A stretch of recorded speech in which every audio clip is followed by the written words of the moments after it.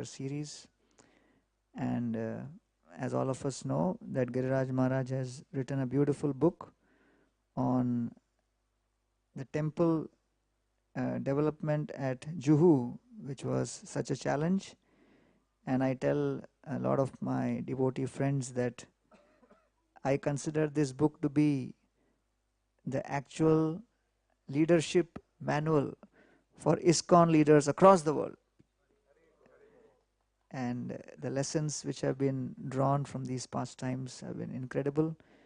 And I spent several months reading the book, underlining and taking notes. So I really consider it a great benediction for all the ISKCON devotees that this history has been recorded so immaculately and so diligently with all the names of all the characters. In fact, I was telling Maharaj in Carpentaria that, you know, many of our devotees in the temples in India, in Mumbai, have been dealing with the BMC, Bombay Municipal Corporation.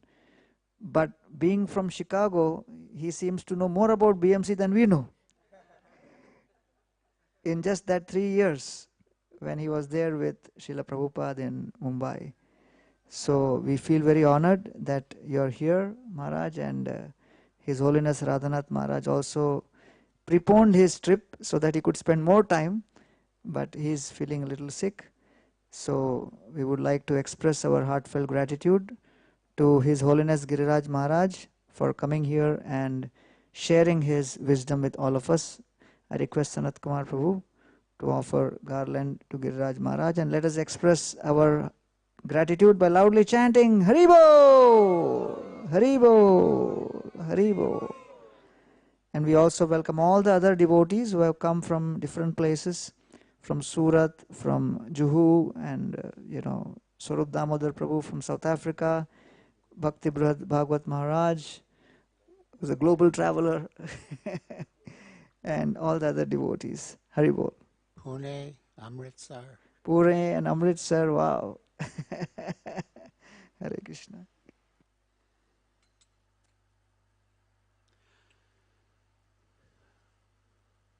Hare Krishna. I will begin by singing the Mangalacharna prayers and leading a short kirtan. And then we will read a verse and purport from Srimad Bhagavatam that supports the core values of the Govardhan EcoVillage.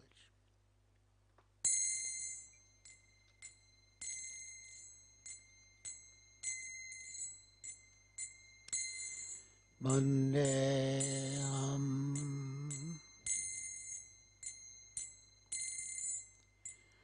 Shri Guru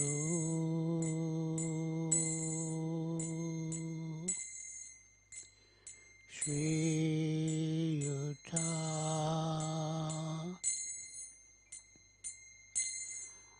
Padakamalam Shri Guru Vaishnavanscha Shri Rupam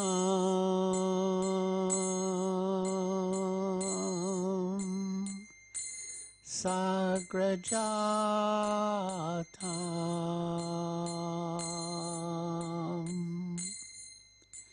Sagana Raghunatam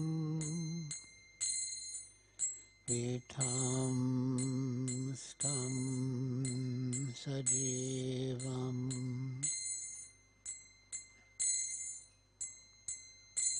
Sadvaitam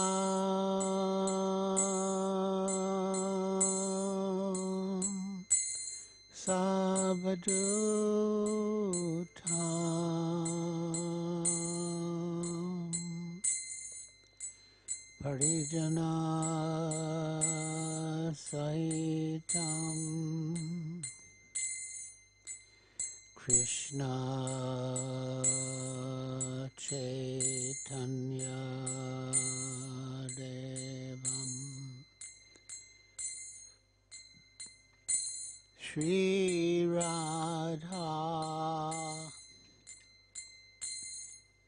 Krishna Padam Sahagana Lalita Shri Vishakanvitangscha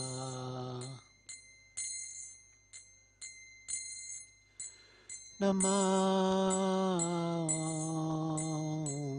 Vishnu Padaya Krishna Prestaya Bhutale Srimate Bhakti Vedanta Swamin Iti Namine.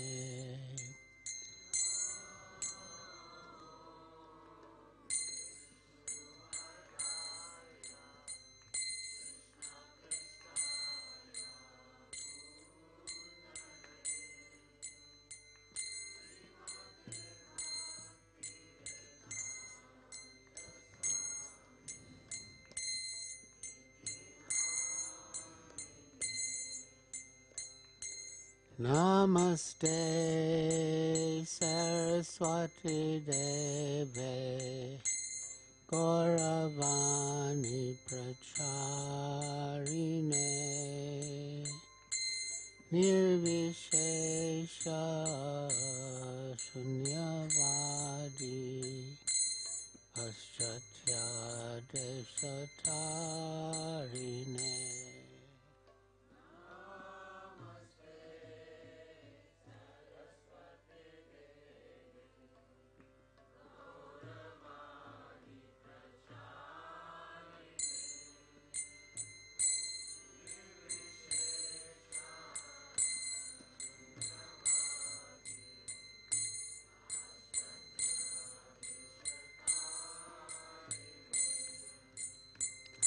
Sri Krishna Chaitanya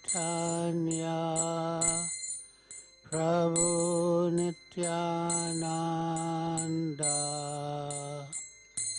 Shri Advaita Gadadhar Srivasadi Gaur Bhaktavinda.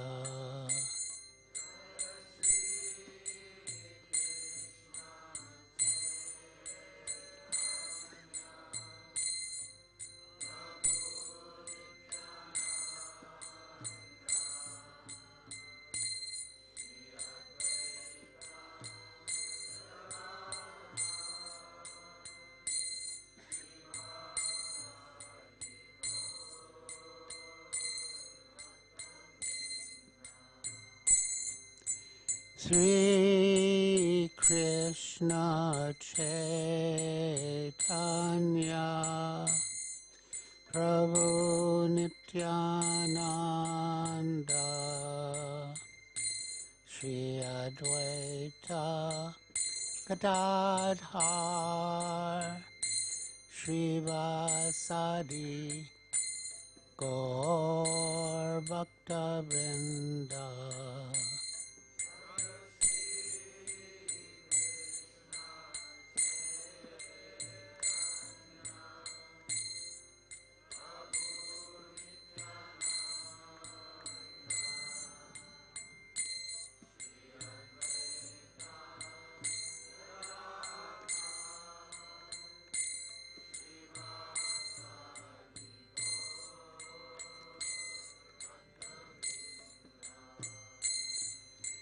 Sri Krishna Chaitanya Prabhu Nityananda Shri Advaita Gadadhar Srivasadi Gaur Bhaktavinda.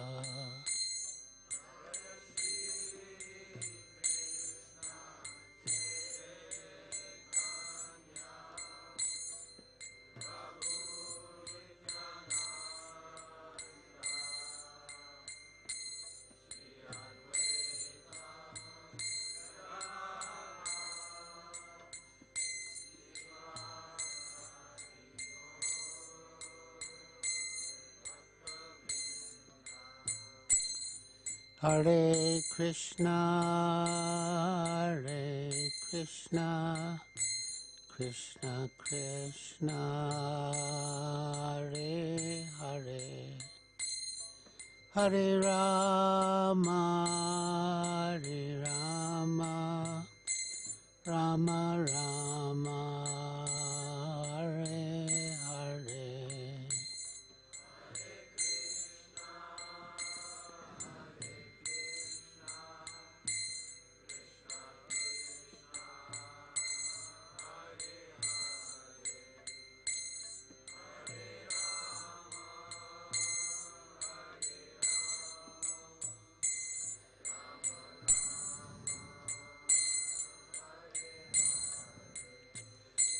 Hare Krishna,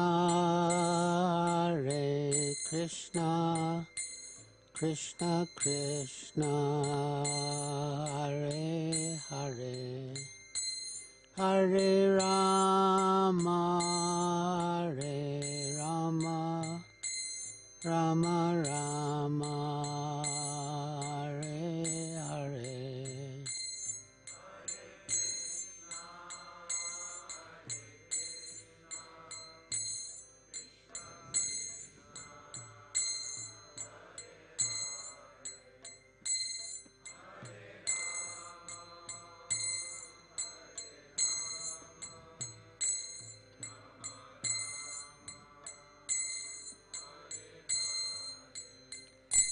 Hare Krishna,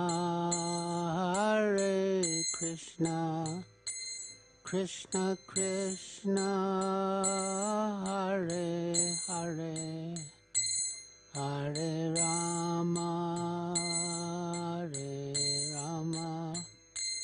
Rama Rama, Hare Hare.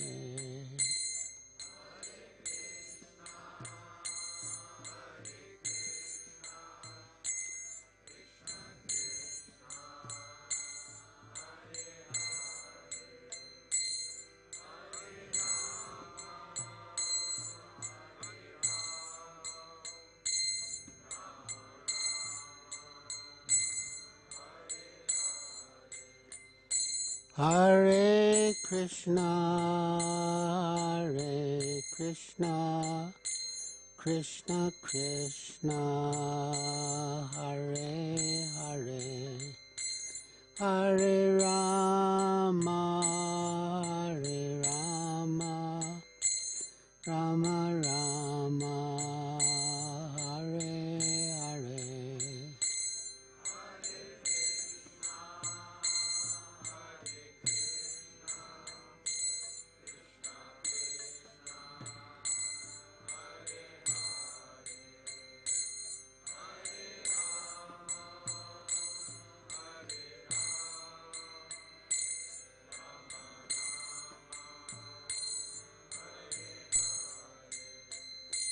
Hare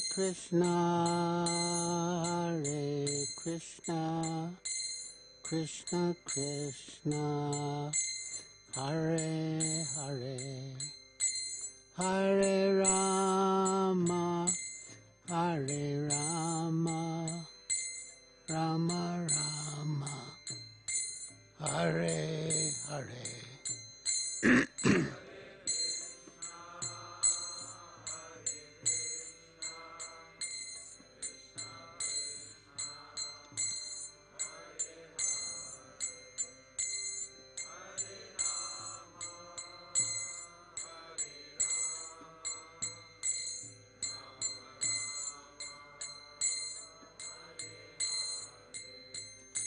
Jaya Prabhupada, Jaya Prabhupada, Prabhupada, Jaya Prabhupada.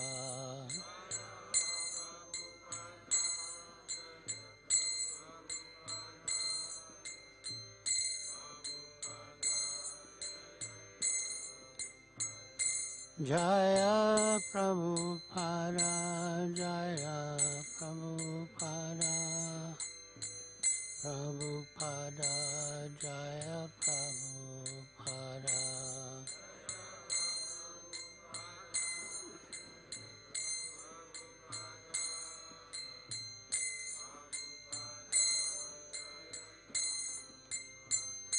Jaya Guru Deva, Jaya Guru Deva, Guru Deva, Jaya Guru Deva.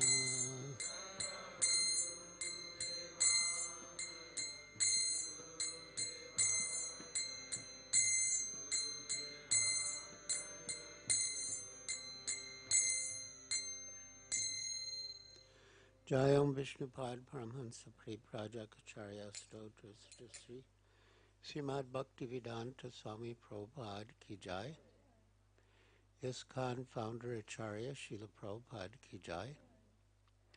Jayam Vishnupad Paramhansa Pri Prajakacharya Stotra Sri Srimad Bhaktisiddhanta Saraswati Goswami Prabhupada Ki Jai. Anantakoti Vaishnava Vrinda Ki Jai. Namacharya Srila Haridas Thakur Ki Jai. Prem Se Kaho Sri Krishna Chaitanya Prabhu Nityananda Shri Advaita Gadadhar Shivas Adi Gaur Bhakta Ki Jai. Shri Shri Radha Krishna Gopa Gopinath Shamakunda Radha Kunda Giri Govardhan Ki Jai. Vrindavan Dham Ki Jai. Navadvip Dham Ki Jai. Jamuna Mai Ki Jai. Ganga Mai Ki Jai. Tulsi Devi Ki Jai. Bhakti Devi Ki Jai. Samveta Bhakta Vrinda Ki Jai. Nitai Gaur Premanande Hari Hari Bo. All glories to the assembled devotees.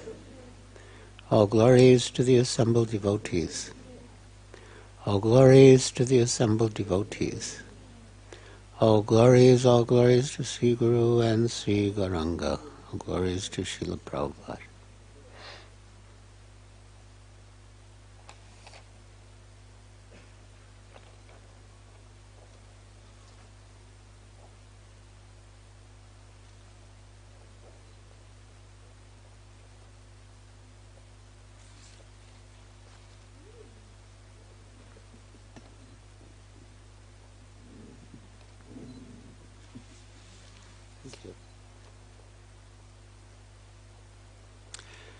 Before reading today's verse and purport from Srimad Bhagavatam, I will read to you the 6 core values of Govardhan EcoVillage. I have chosen a verse and purport which support these 6 values. Respect. Cultivating and exercising the humility to honor a devotee, even when there are differences in perspectives and opinions. Quality. Creating a culture of excellence by providing consistent experiences which fully satisfy the guests, pilgrims, and community members. Love. Inspiring unmotivated and uninterrupted love for Krishna by serving and caring for one another with compassion and sensitivity, while selflessly accommodating others' shortcomings for the pleasure of our gurus. Responsibility. Making a commitment to and being accountable for one's service and persevering to achieve the desired goals. Maturity. Balancing the courage and enthusiasm to take up goals with sensitivity towards people involved. Empowerment. Entrusting devotees with opportunities, appropriate independence, and resources to execute their services happily and proficiently. Jai.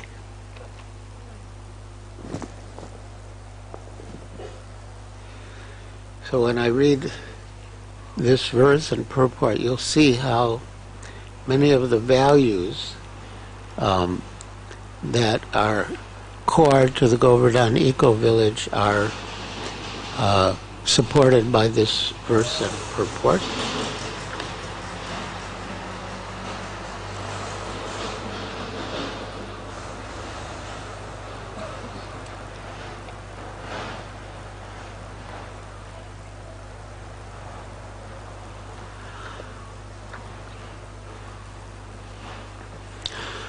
Om Namo Bhagavate Vasudevaya.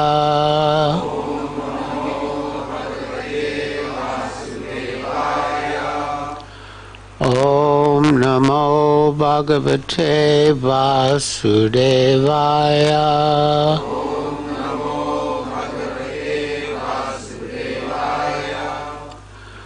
Om Namo Bhagavate Vasudevaya.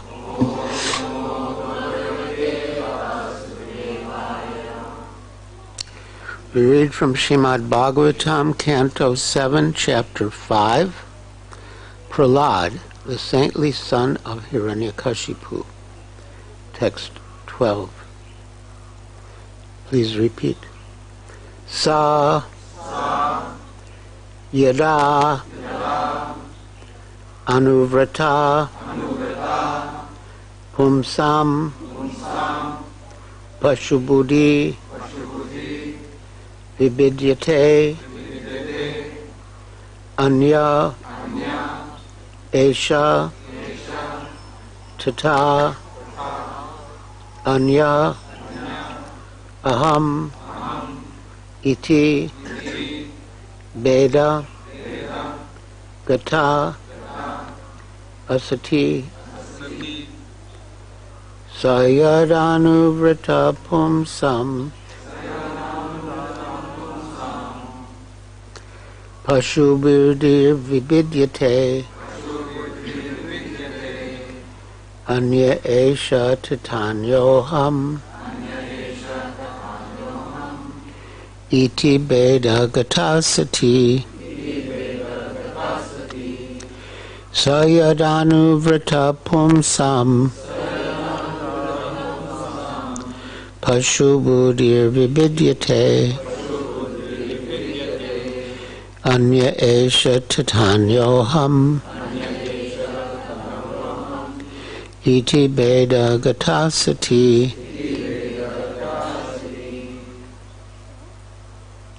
Sa, that Supreme Personality of Godhead. Yada, when. Anuvrata, favorable or pleased. Pumsam, of the conditioned souls. Pashubudhi, the animalistic conception of life. I am the Supreme and everyone is God. Vibidyate is destroyed. Anya, another. Esha, this. Tata, as well as. Anya, another. Aham, I. Iti, thus. Veda, distinction. Gata, having. Asati, which is disastrous. Translation. When the Supreme Personality of Godhead is pleased with the living entity because of his devotional service, one becomes a pundit and does not make distinctions between enemies, friends, and himself. Intelligently, he then thinks, every one of us is an eternal servant of God, and therefore we are not different from one another. Please repeat. When the Supreme Personality of Godhead is pleased with the living entity because of his devotional service, one becomes a pundit and does not make distinctions between enemies, friends, and himself. Intelligently, he then thinks, every one of us is an eternal servant of God, and therefore we are not different from one another. Purport by Srila Prabhupada.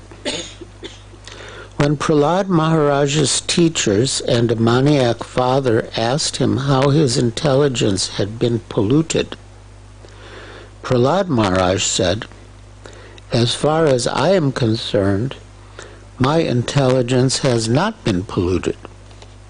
Rather, by the grace of my spiritual master and by the grace of my Lord, Krishna, I have now learned that no one is my enemy and no one is my friend. We are all actually eternal servants of Krishna. But under the influence of the external energy, we think that we are separately situated from the Supreme Lord as friends and enemies of one another. This mistaken idea has now been corrected, and therefore, unlike ordinary human beings, I no longer think that I am God and that others are my friends and enemies. So, there's much more to the purport, but I'll just pause here to comment. We may not have the conception that I am God in an overt or explicit way, but generally our underlying psychology is like that. As my dear God Brother Burijan Prabhu says, it's as if everyone wants to clear his throat and say, excuse me, I have a very important announcement to make. I am the center of the universe, and everyone should cooperate with me. He says that most people envision life as a movie or a drama in which he or she is the hero or heroine and everyone else is the supporting cast. So you can imagine the conflict that will arise, because I'm thinking, I'm the hero, you're supposed to support me, and you're thinking, no, no, no, I'm the hero and you're supposed to support me. So this mentality is referred to here in the purport. And yes, so if someone cooperates and supports us, we think they're our friends, and if someone doesn't, we think they're our enemies.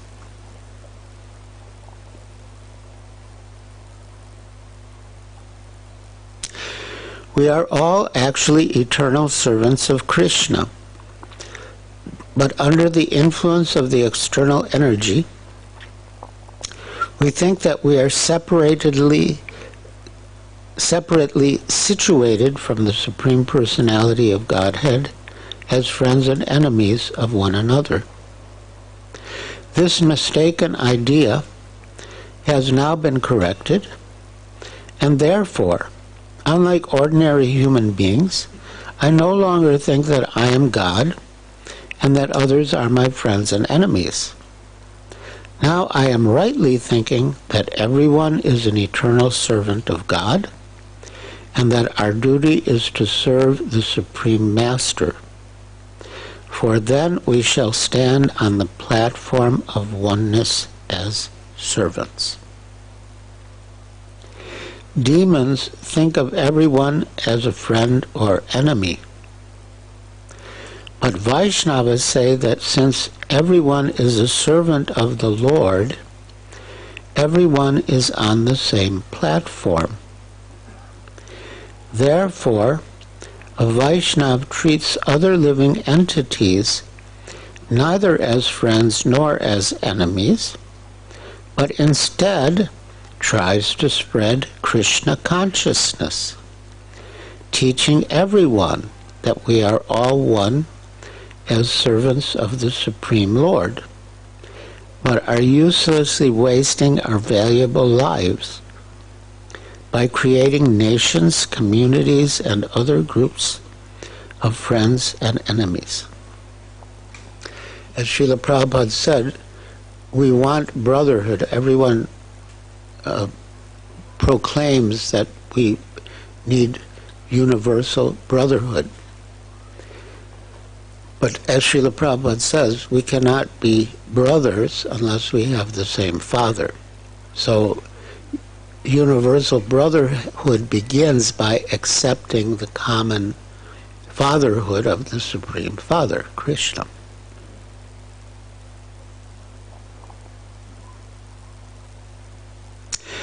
Everyone should come to the platform of Krishna consciousness and thus feel oneness as a servant of the Lord.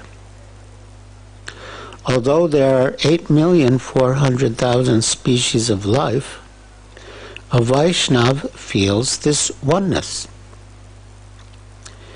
The Ishopanishad advises ekatvam anupashyataha. The devotee should see the Supreme Personality of Godhead to be situated in everyone's heart, and should also see every living entity as an eternal servant of the Lord.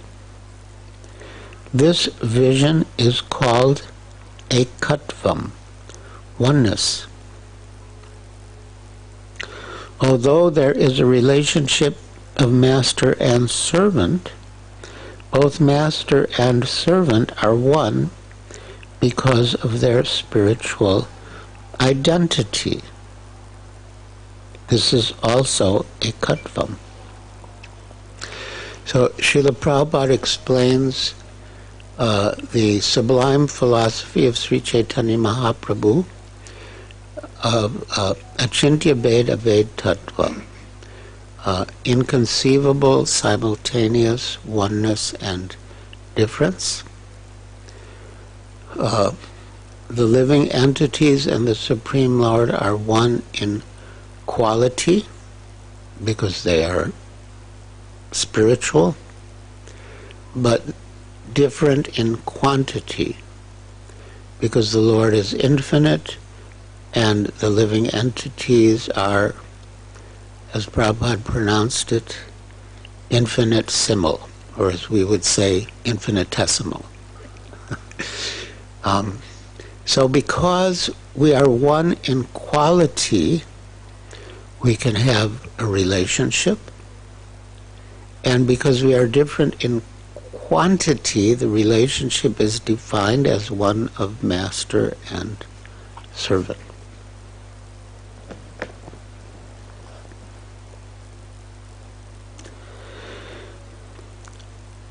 This is also ekatvam. Thus, the conception of ekatvam for the Vaishnava is different from that of the Mayavadi. We don't need to discuss that. We know that. Hiranyakashipu asked Prahlad Maharaj how he had become antagonistic to his family. When a family member is killed by an enemy, all the members of the family would naturally be inimical to the murderer. But Hiranyakashipu saw that Prahlad had become friendly with the murderer. So the history is that Hiranyakashipu had a brother named Hiranyaksha, who was killed by Vishnu in the form of Varahadev. So Hiranyaksha was Prahlad's uncle. And Hiranyakasipu was thinking that Vishnu killed my brother, killed your uncle. So you should be inimical toward him. But instead, you are friendly with him. You are friendly with the murderer of my brother and your uncle. How is that?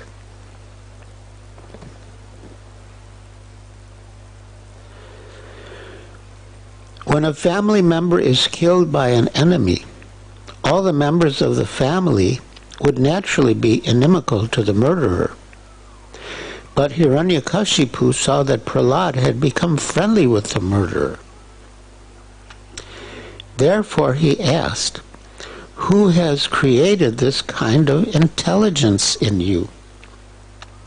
Have you developed this consciousness by yourself? Since you are a small boy, someone must have induced you to think this way." Prahlad Maharaj wanted to reply that an attitude favorable toward Vishnu can develop only when the Lord is favorable. Sa Yadanuvrita. As stated in the Bhagavad Gita, Krishna is the friend of everyone. Suridam sarvabhutanam gyatvam shantim richati. As this refers to the last verse of the 5th chapter of the Bhagavad Gita, text 29. And Srila Prabhupada refers to this verse as the peace formula. Sri Krishna says, Bhoktaram Yagya Tapasam, that he is the proprietor of all the planetary systems. He is the beneficiary of the results of all austerities, Bhoktaram, sacrifices and austerities, Bhoktaram Yagatapasam, Sarvaloka Maheshwaram, and he is the proprietor of all the planetary systems. Yadvamam Shantam Richati, one who understands these facts attains peace from the pangs of material existence. So, part of the formula is Suridam Sarva Bhutanam. As stated in Bhagavad Gita, Krishna is the friend of everyone. Suridam Sarva Bhutanam Yadvamam Shantam Richati. The Lord is never an enemy to any of the millions of living entities, but is always a friend to everyone. This is true understanding. If one thinks that the Lord is an enemy, his intelligence is pashubuddhi, the intelligence of an animal. He falsely thinks, I am different from my enemy, and my enemy is different from me. The enemy has done this, and therefore my duty is to kill him. That was Hiranyakashipu's mentality. This misconception is described in this verse as Beda Gatasati, disastrous. The actual fact is that everyone is a servant of the Lord, as confirmed in Chaitanya Charitamrita by Sri Chaitanya Mahaprabhu. Who knows the verse? You know the verse. Jiver Swarupai Krishnara Nityadas. As servants of the Lord, we are one, and there can be no questions of enmity or friendship. If one actually understands that every one of us is a servant of the Lord, where is the question of enemy or friend?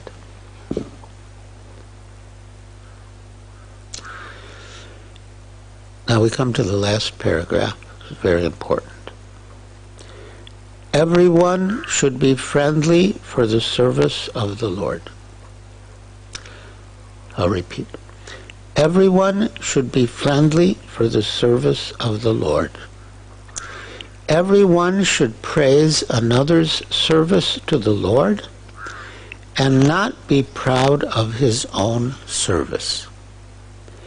This is the way of Vaishnav thinking, Vaikuntha thinking.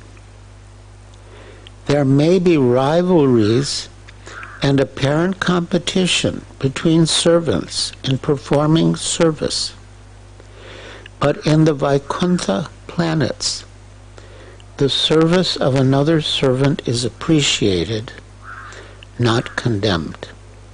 This is Vaikuntha competition. So, sometimes Srila Prabhupada also encouraged competition in book distribution, for example. But he explained the difference between transcendental competition and mundane competition. In transcendental competition, one acknowledges the good qualities or the good service of the other person, but still one wants to excel the other person to give more pleasure to Guru and Krishna. Oh, that is transcendental competition. But in mundane competition there's envy, and one does not recognize the good qualities or the good service of the other person. And one tries to make oneself bigger or better by making the other person smaller or lesser. So that mentality should be avoided, for sure. But the other mentality, in which one recognizes the good qualities and service of the other person but still wants to excel it, that is welcome.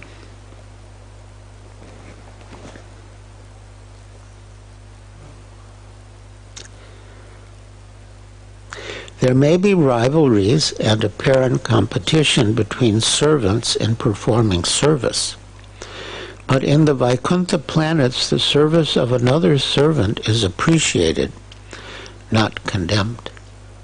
This is Vaikuntha competition. There is no question of enmity between servants. Everyone should be allowed to render service to the Lord to the best of his ability. This is part of empowerment. Everyone should be allowed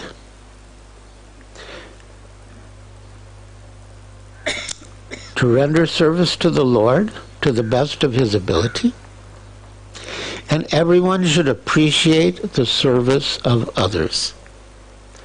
Such are the activities of Vaikuntha. Since everyone is a servant, everyone is on the same platform and is allowed to serve the Lord according to his ability.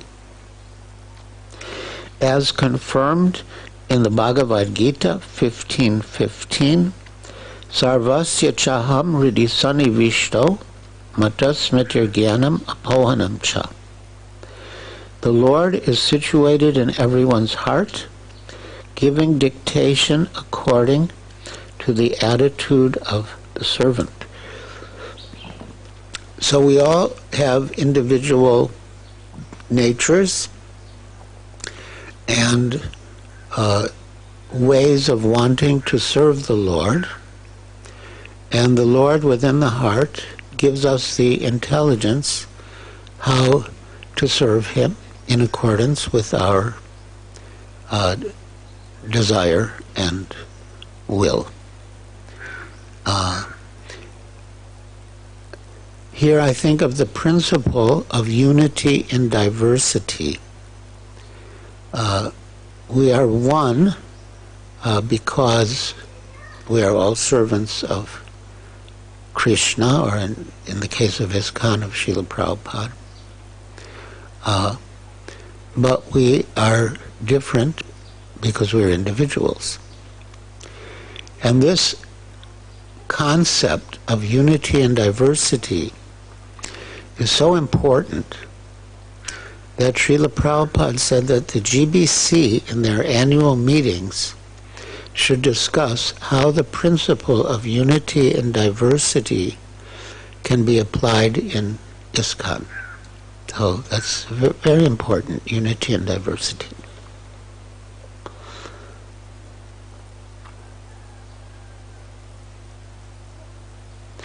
As confirmed in Bhagavad Gita 15:15, Sarvasya chaham hridi sannivisto matasmitirgyanam apohanam cha. The Lord is situated in everyone's heart, giving dictation according to the attitude of the servant. However, the Lord gives different dictation to the non-devotees and devotees.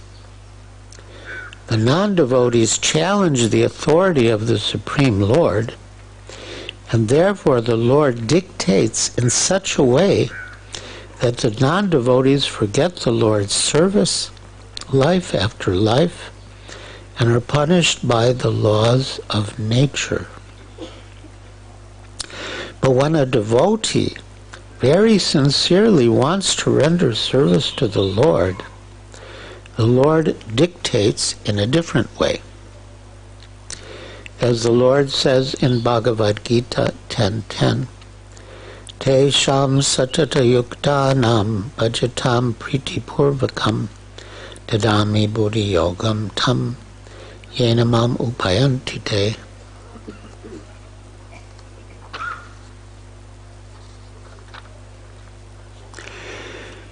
To those who are constantly devoted and worship me with love, I give the understanding by which they can come to me. End quote. Everyone is actually a servant, not an enemy or friend, and everyone is working under different directions from the Lord, who directs each living entity according to his mentality. So the Lord dictates to different devotees in different ways to enable them to serve Him according to their particular natures or desires. And that is our individuality, but the goal is the same, which is to serve the Lord and please the Lord. Sometimes Srila Prabhupada gave the example of political parties, that they may have different policies, but this is sort of an idealized version of what a political party is, but they have different programs or platforms on which they stand, but ultimately the goal is the same, which is to serve the nation, to do what's best for the nation. So the conclusion is that we should all cooperate. Everyone should be friendly for the service of the Lord. Everyone should appreciate the service of other devotees and not be proud of his own service. And in this way we can be our relationships with one another can be very harmonious, and we will have such a nice society that people want to join and become one of us. It would be such a nice family atmosphere that people will want to become part of this family under Sri Chaitanya Mahaprabhu and Srila Prabhupada and their devotees. And in addition to the philosophical understanding that we should have in order to conduct ourselves properly, we also undertake the process of cleansing the heart, Cheto Darpano Marjanam, by chanting the holy names. Hare Krishna, Krishna Krishna, Hare Hare, Hare Rama, Rama Rama, Hare Hare. So, yeah, as Srila Prabhupada said in one lecture in Los Angeles, if you've got time, chant Hare Krishna. Don't speak nonsense. Chant Hare Krishna. So, my dear devotees, thank you for listening so patiently and attentively. Now, if any of you want to ask any questions or share any reflections, you can raise your hand. We have a traveling microphone. There was one over here.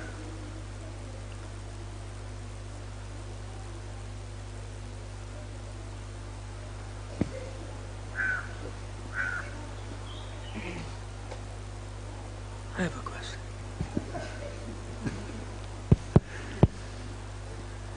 Can you adjust that microphone there, closer to Maharaj?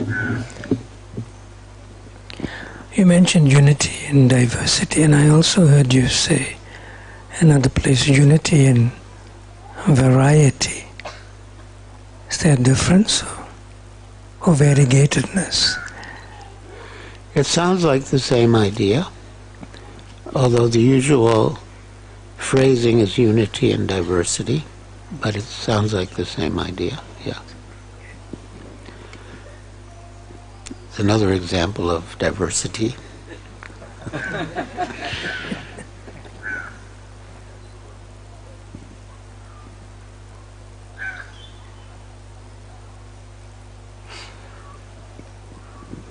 All right, so what is next? Oh, sorry.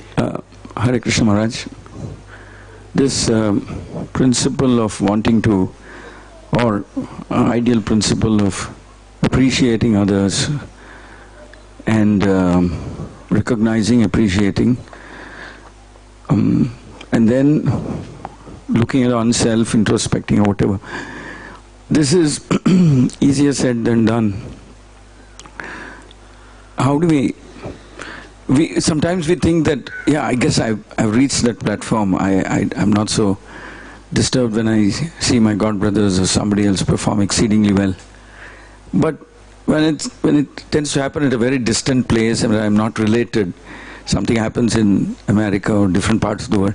But when it happens in my temple, in the community where I live, someone whom I'm seeing day in and day out, and he does exceedingly better than me, then I have this bitter truth that I have not gone too far in this accept. So when it happens within a community, within a family, within a place, it tends to affect us a lot more.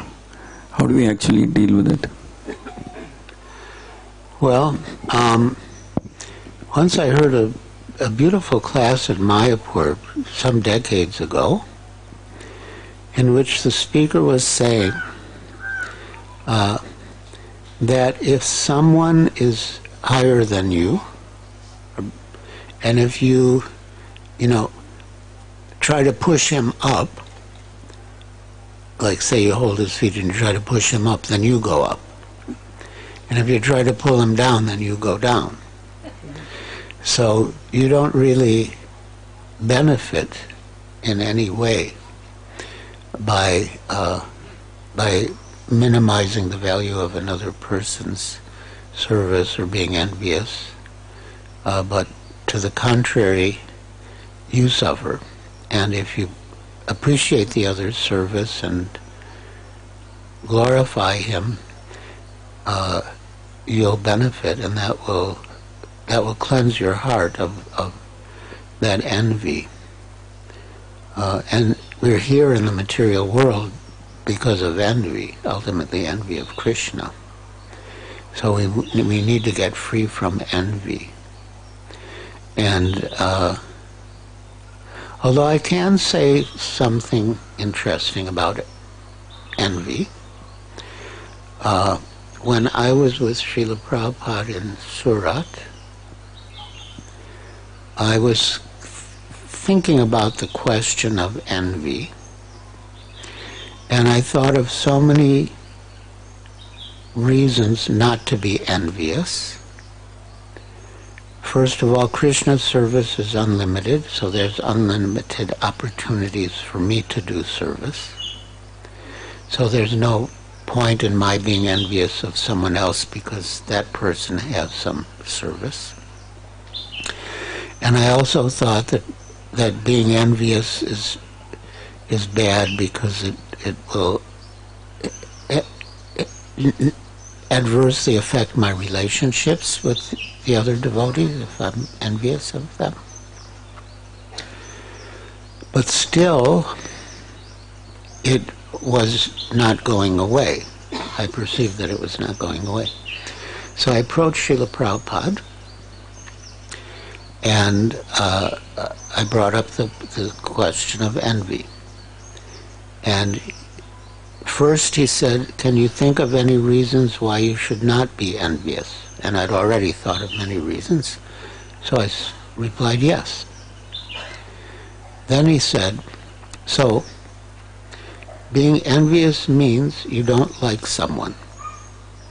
And that not liking should not be directed towards devotees, but it can be directed towards the non-devotees or the demons who are creating havoc for the devotees and the world.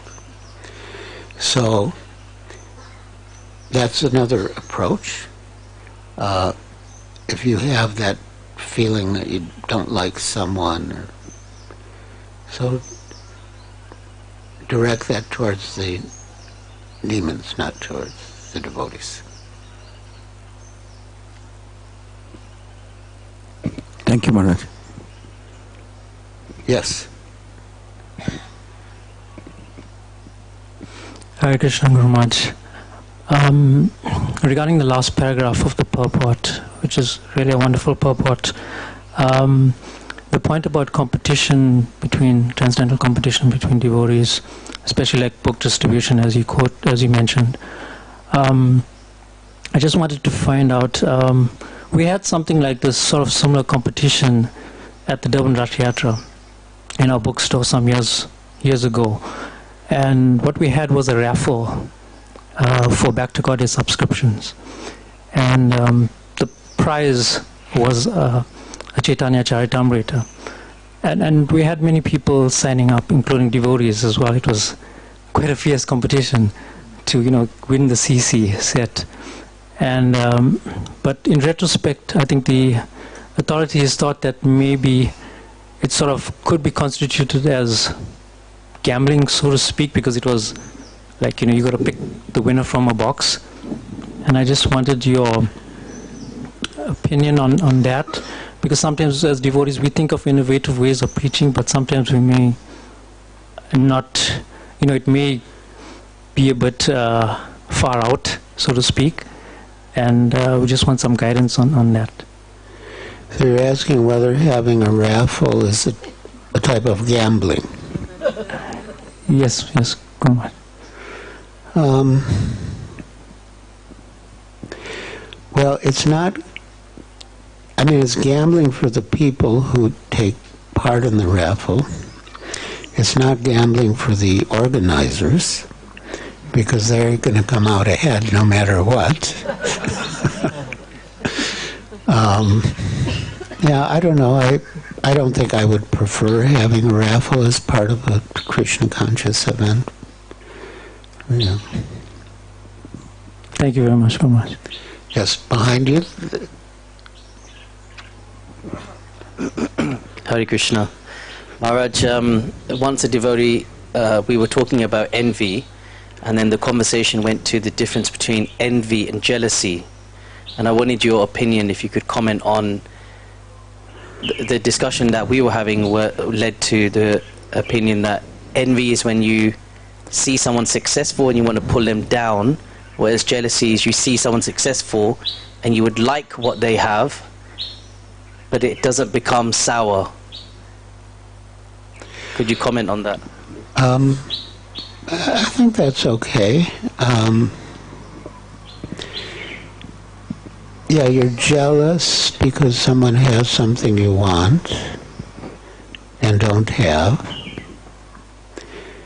but you're not against the person for having it, but you just wish you had it. Oh, that's okay. But envy is not good, of course. You envy them and you want to take away what they have or bring them down. Yeah, that's not good. Yeah, we should always, everyone should be friendly for the service of the Lord. One should appreciate the service of others and not be proud of one's own service. Yeah, that should be our motto. Yes. In this Mumbai-Juhu episode, when all of you were trying to sincerely serve and follow these principles, and there was a lot of opposition, which you have mentioned beautifully in the book, amongst all the different episodes which happened, which was that one particular episode which gave you the maximum anxiety or fear? Because service brings all kinds of experiences. And how did you deal with that situation? Well, what comes to mind is quite odd, because it was not fear of any of the enemies or the demons or the municipality or Nair or Matre, but it was fear of His Holiness Tamal Krishna Goswami.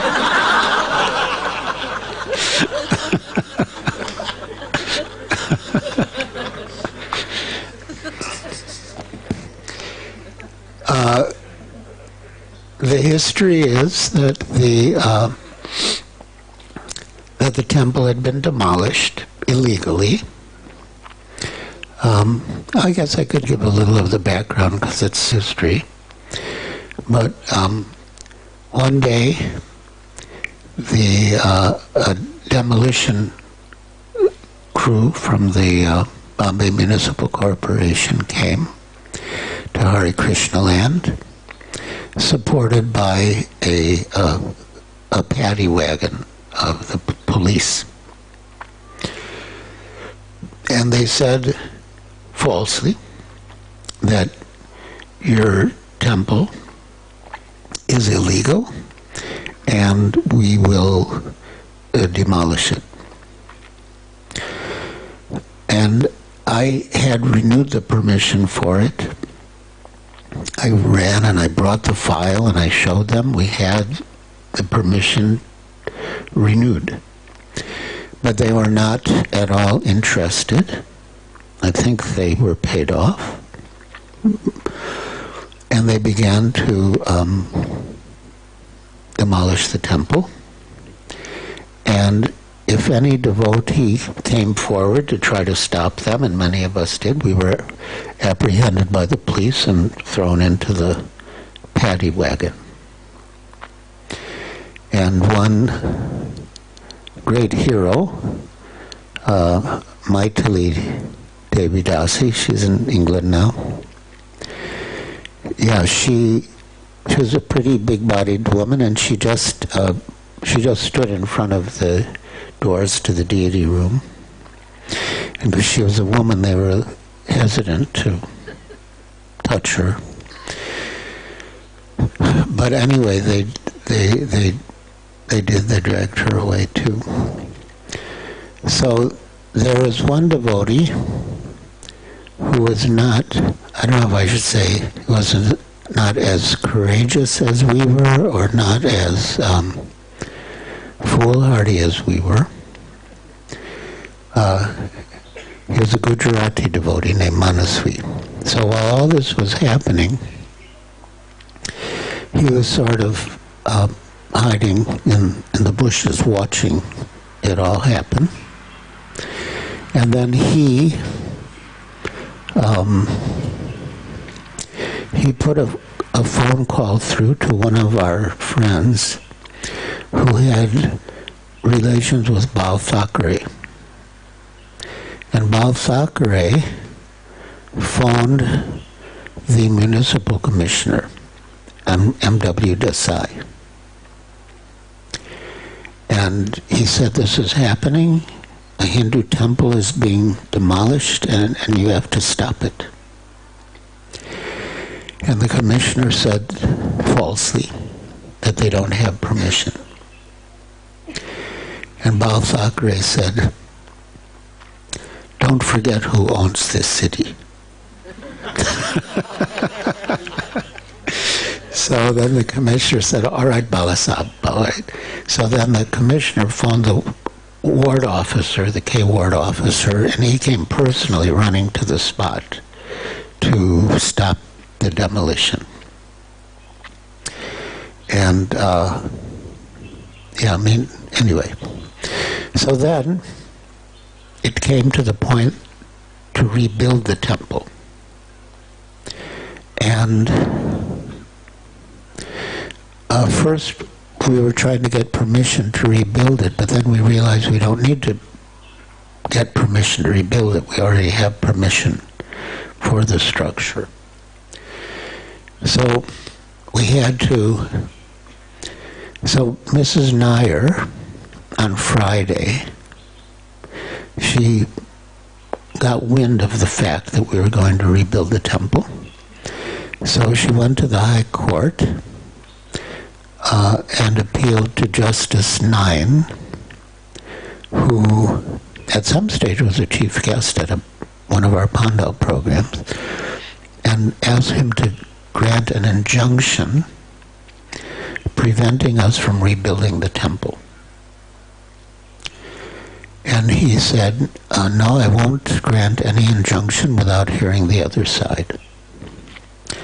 And she said, well, just grant a temporary injunction. He said, no, I will not grant any injunction without hearing the other side. So we knew we had until Monday to rebuild the temple. And one of the heroes, Mr. P.L. Sethi, came, and he was a builder. He got some construction materials and some laborers. And it was raining very heavily, but, he was intent on rebuilding the temple. And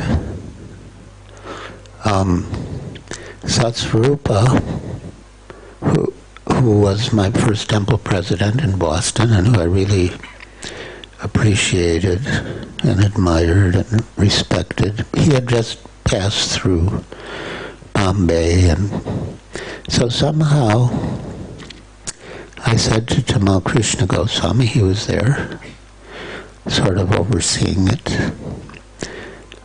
Somehow I said to him that, I really appreciate Satsvarupa, he's so humble. And he looked at me and he said, your humility will be to stay up all night and make sure that this temple gets rebuilt. And I thought about it, and I had to agree. Where was the humility if I wasn't ready to do the needful for the service of Srila Prabhupada and Radharasa Bihari? And meanwhile, Sridhar Swami, our dear late godbrother Sridhar Swami, was sitting nearby in one of our jeeps. We had a few jeeps. And so maybe Mr. Sethi's son, Brij Mohan Sethi, asked him what he's doing there. And Sridhar Swami joked, well, if there's any trouble, I want to make sure I can make a quick escape. But actually he was not like that. He was very staunch. So, yeah, that was the story of how I was afraid of Tamal Krishna Goswami. But meanwhile, Matre came. He was the local municipal corporator, and he was in cahoots with Nair. And he said, you can rebuild the temple, but I'm going to come with 50 gundas and tear it down. Then Mr. Sethi said to his son Brij Mohan, how many, he said, bring my, I think, rifle and revolver. And then he said, how many cartridges do I have? He used the word cartouche. How many cartouche do I have? And Brij Mohan said 250. So Mr. Sethi told Nair, 50 gundas are not enough. I'll kill them all. You have to bring at least 251, because I have 251 bullets. So, yeah, so it was rebuilt. And then the next morning, we went in the court, and we said the temple's been rebuilt. And the judge said, you know, what's there is there. You know, it can't be taken down. Now you have to fight it out in the court. So yeah, that was exciting.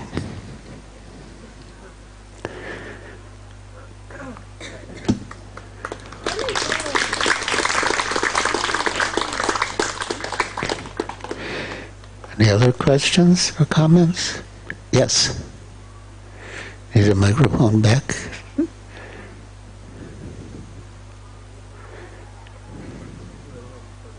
Oh.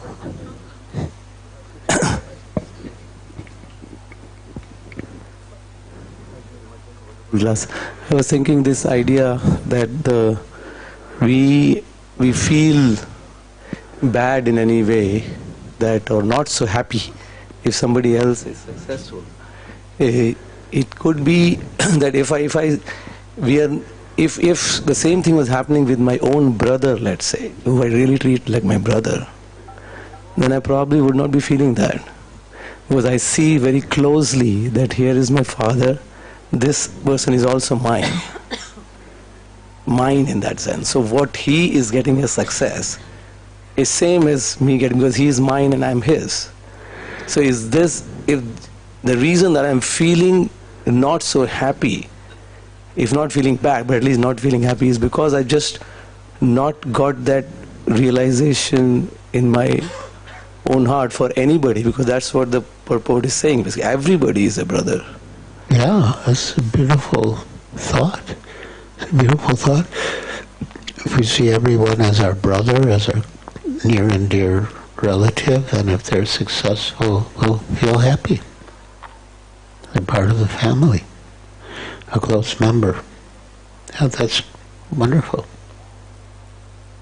So we have to try to cultivate that, I guess. Yeah. In some way. So two more. There was a lady at the back, and then Pranath.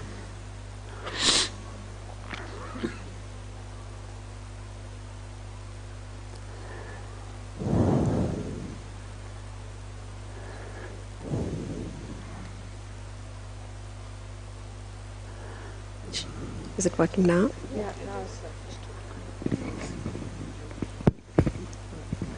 Okay. Hare Krishna Guru Maharaj. I think I was saying it wrong the other 2 times, that's why it wasn't working. So gender has been like a really intrinsic part of the way I have, just grown up, because we're 3 sisters and a brother. So when we were talking about this topic of envy, one thing I've been very envious of is just anybody, especially devotees, in the male body, because they get to do certain services that as women we cannot do. So, yeah, but in the story that you were just narrating, Mother Malati actually was one of the heroes of the story, because being in a woman's body actually helped her protect the deities. She saved the day in so many ways. So it really helped me, and I was able to connect the dots that being in a woman's body actually in so many ways is a blessing in disguise. Yes. So I just wanted to share that. Yeah, wonderful. Beautiful.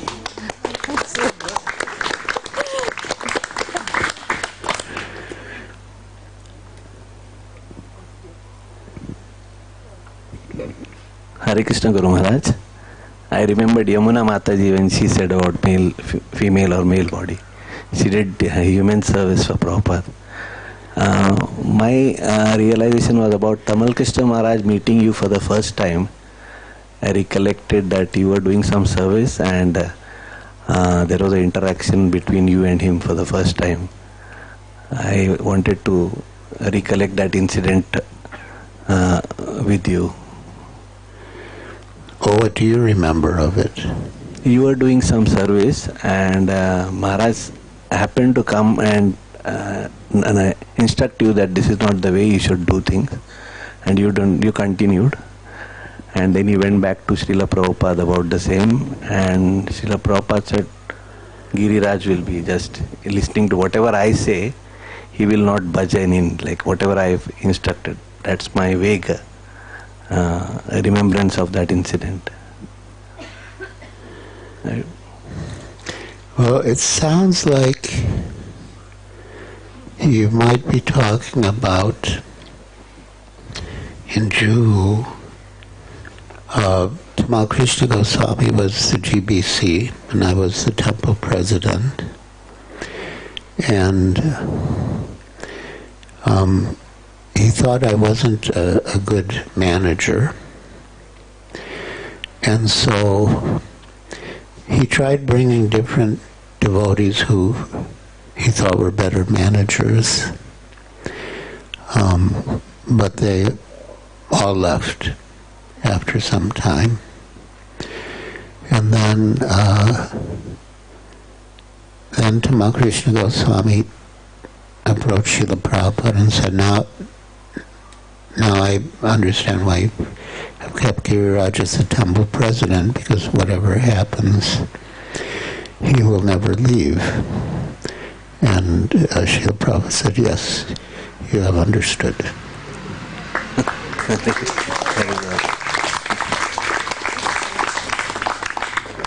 Thank you, Guru Maharaj.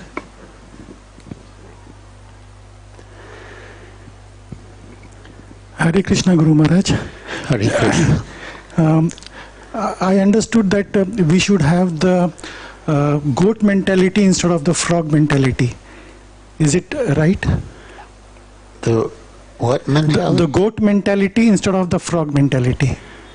Could you elucidate what is the goat mentality and what is the frog mentality? Yeah, the frog, one frog tries to come out of the well, the other frog pull their leg.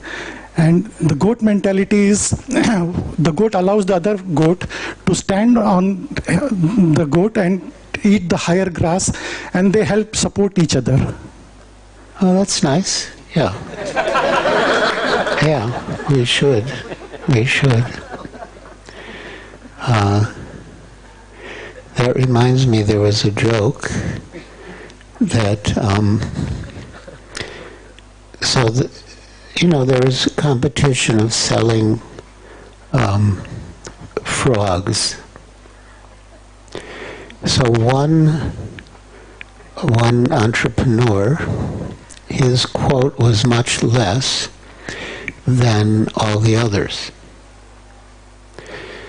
because his quote was for boxes without a top on them. So the potential customer asked, how can you put them in a box without a top on it? And he replied, but this has a context. I mean, no one should take it personally, but he replied, these are Bihari frogs. So if one starts to jump up, the others will pull him down. So we don't need to put a lid on the box.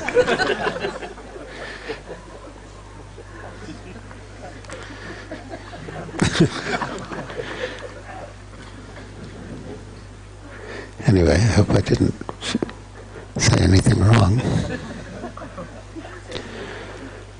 Yeah, I thought you were going to say bees and flies, which was the example Srila Prabhupada often used, that the bees look for the honey and the flies look for the sores. So we should be like bees and not like flies.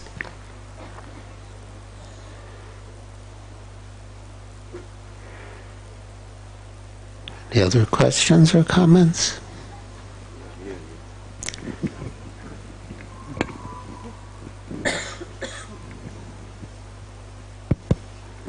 Hare Krishna Maharaj, Dandavat Pranam. Maharaj, listening to the lecture, I realized that if somebody is doing better than you, there's always an opportunity for you to learn from them and appreciate them for sure. And if you are doing better than somebody else, then it's an opportunity for you to teach them and, make them better. Yeah, beautiful. Exactly. Yeah, if someone's doing better, you can learn from them, so you can improve. And if you're doing better, you can also teach others, so they can also improve and do better. And another thing, Maharaj, that I wanted to share was that, whenever I see you with your God brothers and sisters, there's so much love and affection for each other that you all have. What is that secret mantra that Srila Prabhupada has taught you all?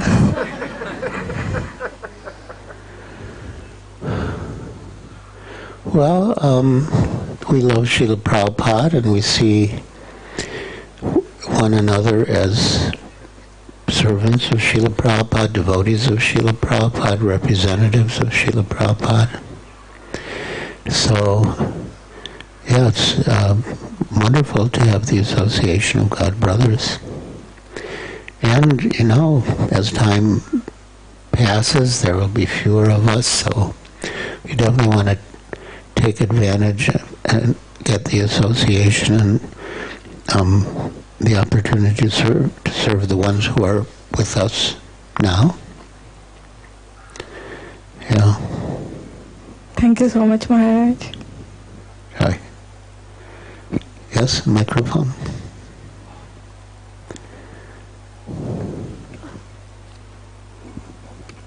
Hare Krishna. So it says it takes a village to raise a child, and me and my son here, Giriraj, I've struggled to impart an important lesson to him. So I was hoping you could shed some light on this. When you're young, or even when you're older, there's this competitive spirit, like you're talking about. And so he very much likes to play to win, be it football or chess or anything. And we're trying to encourage him just to play for the sake of playing and have fun. But he wants to add points and competition to everything, like who eats first, who gets ready for everything is a competition. And so that could easily spill over into devotee relationships and service in due course of time. So could you please inspire him and us on how to be able to just accept having fun, and the competition is a secondary thing rather than the other way around. Is he here? He's here. He's hiding. You met him when he was 1 week old. Now he's big.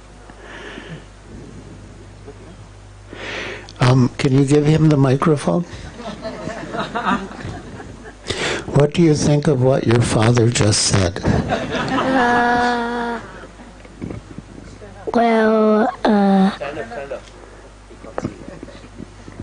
Well, yeah, I do have that, like, type of competitive spirit because, yeah, I find it fun just playing games.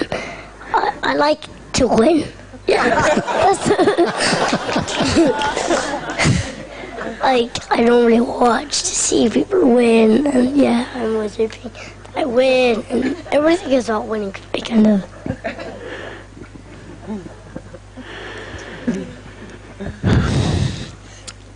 And how old are you?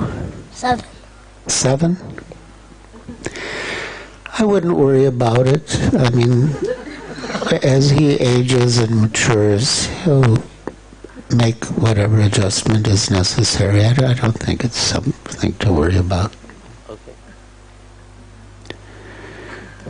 Dhiraj, do you think your father should worry that you'll carry that competitive spirit of wanting to win into your relationships with devotees? No.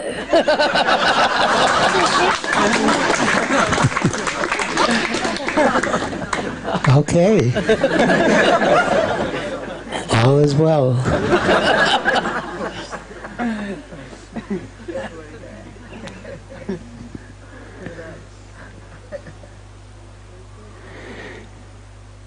Any other questions or comments?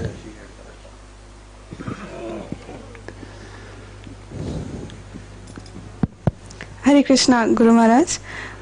So I understand that we should not be envious, but what we should do in a situation when someone else is envious of us, and like we might admire them and or want to have good relationship with them, but in this situation it may happen that they are getting envious or they are developing some negative feeling towards us.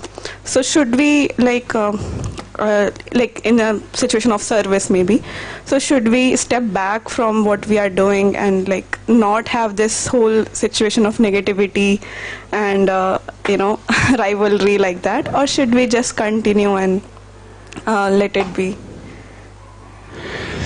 It would depend on whether you're needed for the service. If you're not needed and your presence is not appreciated, then you could leave it.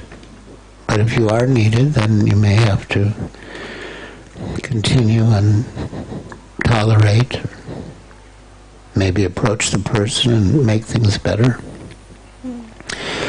In Juhu, we had a situation in which the head of the construction department didn't like my checking on the spending in the construction department. And I mentioned to Srila Prabhupada that my presence was not appreciated, and Srila Prabhupada said, yes, but your presence is required. So sometimes we have to do that for the sake of service.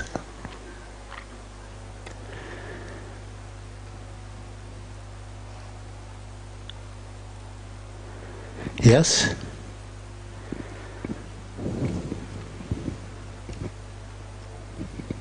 Hare Krishna Maharaj. My question was something you already spoke about, that at one point of time you were asked to replace and remove move away from the position of being the president of the temple. So how did you felt during that time and dealt with that situation? Did you still acted confidently that my intentions are right and you stayed firm in what you wanted to do, or you acted with humility that okay, I'll take up whatever is being decided by everyone else? So because this situation is pretty common in the outside world when other people suggest something. So how did you when other people what? When other people suggest that you are not doing the right thing or you are not capable of doing that thing, so how did you acted in that situation? Oh, well, I wasn't there because I thought I was capable or not capable. I was there because Srila Prabhupada wanted me there. And so I did my best.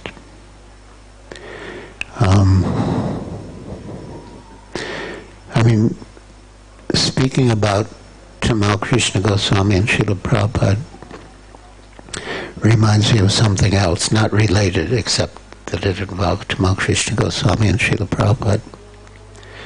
So,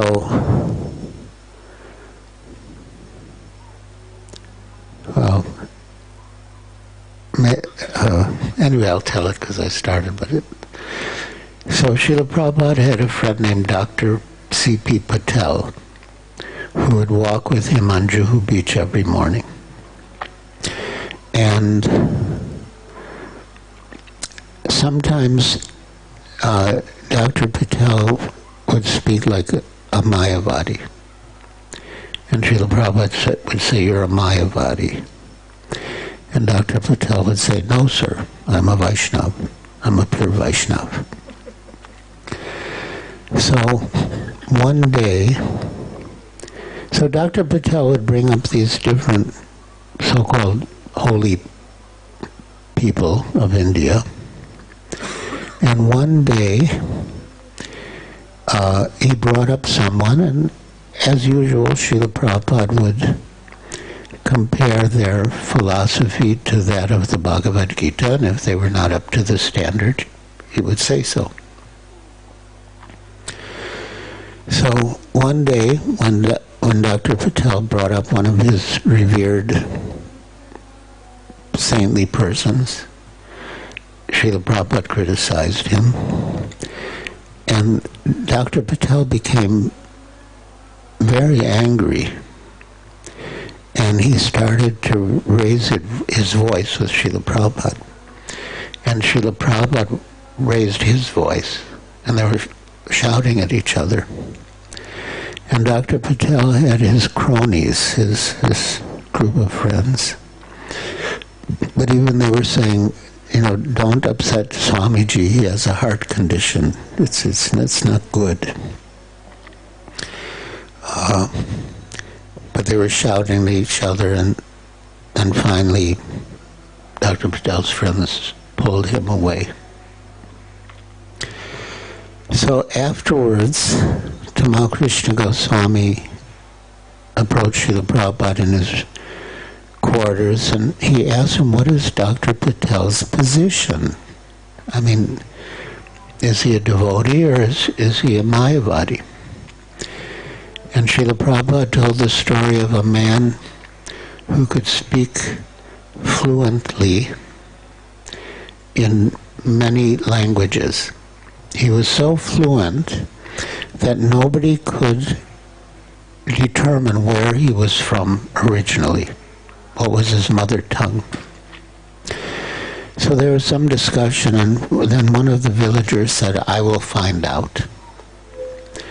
So one day when the man was not paying attention, that villager came up behind him and gave him a big whack. And then the man started to curse in his own language. And so his real language came out. So Srila Prabhupada said Dr. Patel was like that. He could speak in many languages, but when I gave him a slap where it really hurt, his real language came out.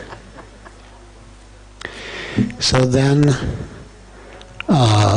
for the first time in years, Dr. Patel didn't come to accompany Srila Prabhupada on the morning walk. And Srila Prabhupada said, okay, now no more discussion on the morning walk, we'll just read from Krishna book. But then after a few days, as Dr. Patel describes it, Prabhupada was walking on one side of the beach in one direction, and he was walking on the other side in the opposite direction.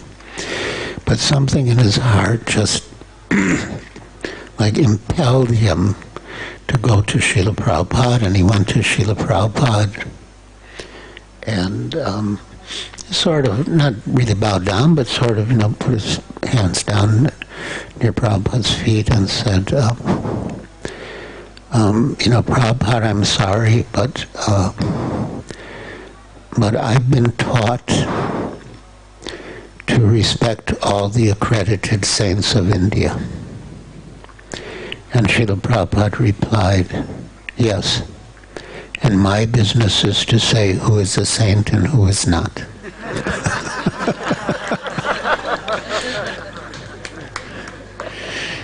But anyway, they were reconciled, and after Srila Prabhupada left, Dr. Patel wrote a beautiful article about his association with Srila Prabhupada that was published in Back to Godhead. The title was "My Life's Most Precious Moments," and the subtitle was "Bombay Doctor wins the title Big Fool and loves it." As Prabhupada would always say, he'd always quote "Namam Dusrita Namudha," anyone who doesn't surrender to Krishna's a fool.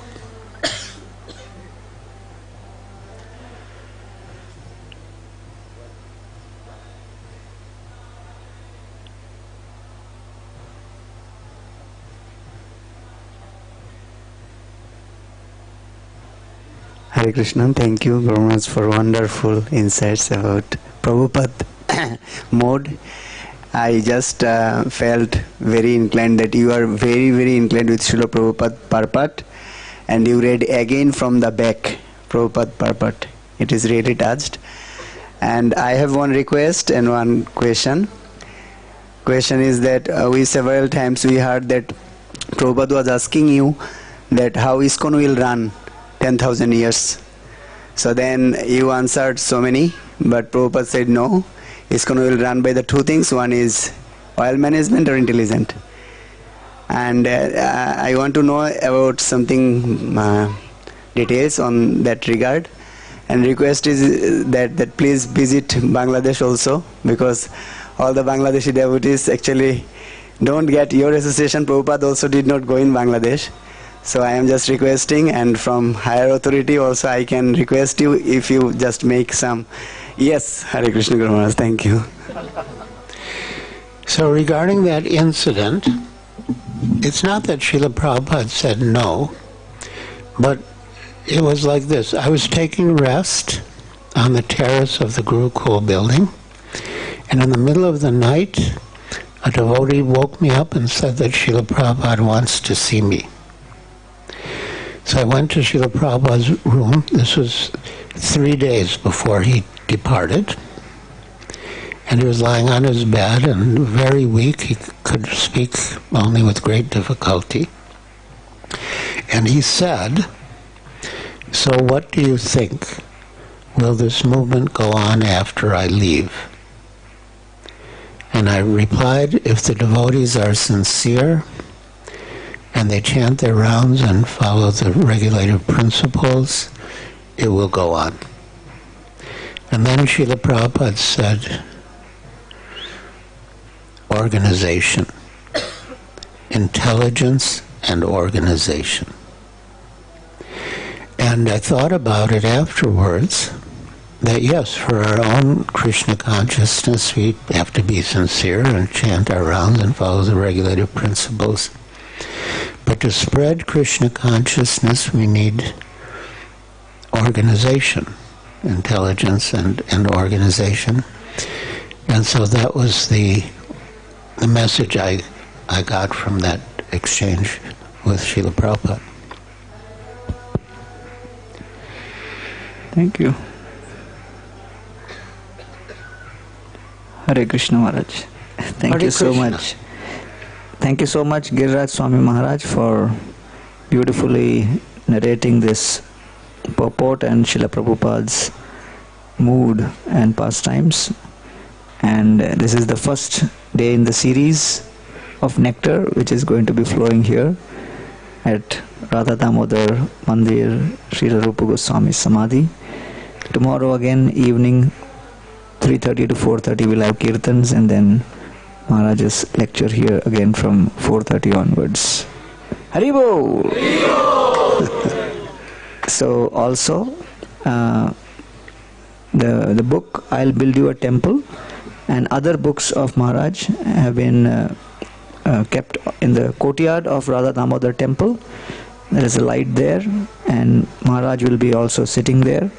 And for those who are interested to purchase a book, Maharaj will be happy to sign the books, and you can purchase those books. Whole variety of books are there, including I'll Build You a Temple and other books written by Maharaj. Tomorrow morning we'll be honored to hear at 8 a.m. at the Radha Vrindavan Bihari temple the Srimad Bhagavatam class from His Holiness Bhakti Bruhat Bhagavad Swami Maharaj. Haribo. Hare Krishna. So see you again tomorrow morning 8 o'clock and also in the evening with kirtans and further katha from Giriraj Swami Maharaj. Shila Giriraj Swami Maharaj ki I go Premanandi. Thank you very much.